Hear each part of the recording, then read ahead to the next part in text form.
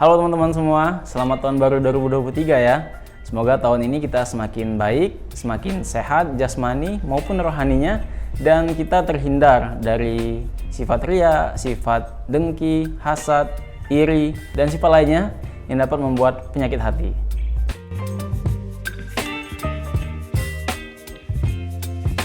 Teman-teman pernah ada pengalaman nggak tersinggung atau tersindir oleh sesuatu, atau bahkan menjadi pelaku yang membuat orang lain tersinggung?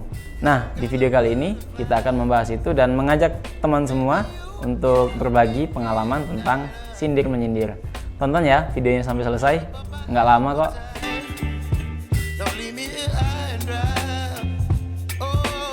Apa itu sindiran? Nah, sindiran itu adalah suatu upaya untuk menyampaikan keinginan dengan cara yang terselubung, baik melalui perkataan, gerak-gerik, ataupun tulisan-tulisan yang terlihat tendensius.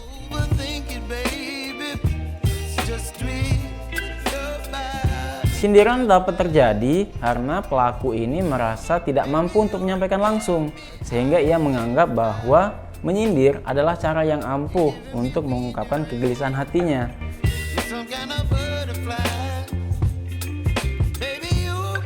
Bentuk-bentuk sindiran itu berbagai macam. Bisa jadi sindiran itu berbau sinisme, sarkasme, atau satir.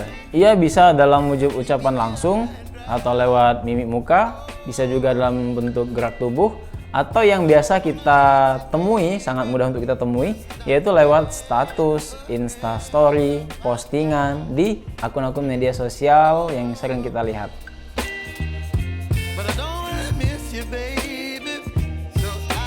Sebenarnya seberapa efektif sih sindiran ini berlaku sehingga maksud yang ingin disampaikan itu tercapai? Nah, pada dasarnya efektif atau tidaknya sindiran itu tergantung daripada objek yang akan disindir. Seberapa sensitif ia terhadap sindiran yang dilantarkan kepada ia. Kabar buruknya adalah orang-orang yang disindir itu biasanya adalah hasil dari upaya terus terang yang gagal. Kita sudah melakukan suatu upaya untuk terus terang secara maksimal menjelaskan, menyampaikan sesuatu, tapi ternyata bahkan itu gagal. Nah, yang menjadi pertanyaan adalah bagaimana mungkin sindiran dapat efektif ketika suatu hal yang terus terang saja tidak dapat dimengerti oleh yang kita sindir. Maka daripada itu kita harus pandai-pandai menempatkan kapan dan di mana, serta pada objek yang seperti apa sindiran itu akan kita labuhkan. Sebab salah-salah bisa jadi kita yang akan menjadi bulan-bulanan.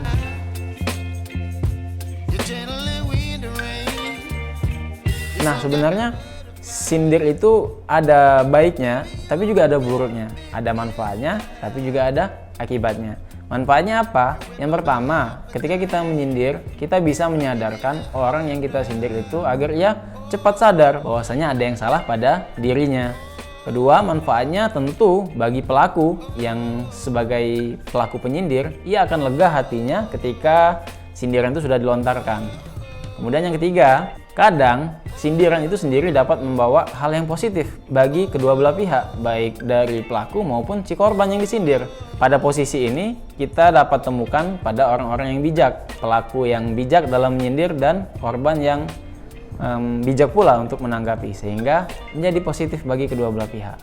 Nah, tapi jangan salah, ada juga hal buruknya ketika sindiran ini berlabuh ataupun dilontarkan pada waktu dan tempat yang salah. Menyindir dapat berakibat yang tidak baik. Pertama, bisa jadi sindiran yang kita lontarkan itu membuat orang yang kita maksud tersinggung dan sakit hati. Kedua, akibat dari menyindir ini bisa jadi terjadi kesalahpahaman antara kedua belah pihak. Maksud hati si pelaku ingin menyadarkan si korban, tapi ternyata si korban menganggap itu hal yang salah sehingga ia beranggapan lain. Terjadilah kesalahpahaman. Akibat yang ketiga yang akan dihasilkan dari sindir-menyindir ini adalah hubungan yang tidak harmonis antara kedua belah pihak dalam jangka waktu yang cukup panjang. Maka daripada itu, kalau kita ingin menyindir atau tersinggung oleh sindiran, pikir-pikir dulu ya, biar apa-apa yang kita ucapkan atau sindiran yang kita ucapkan itu tepat, sehingga tidak menjadikan hubungan kita tidak harmonis dengan objek yang kita maksud.